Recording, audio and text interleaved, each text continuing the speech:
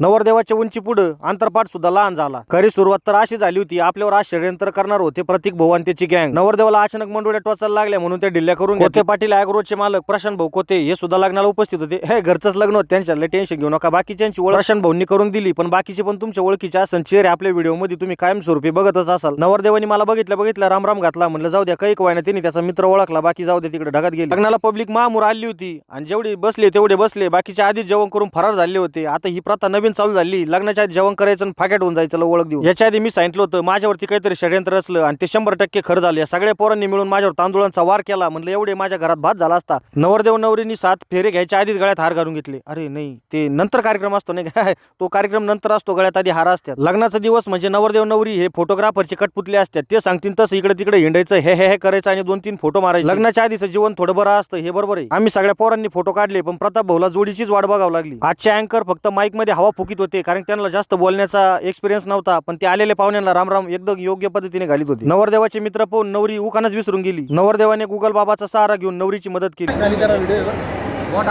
आशीर्वादाची फुले वेचावीत वाकून, अक्षय रावाचे नाव घेते तुमचा मान राखून।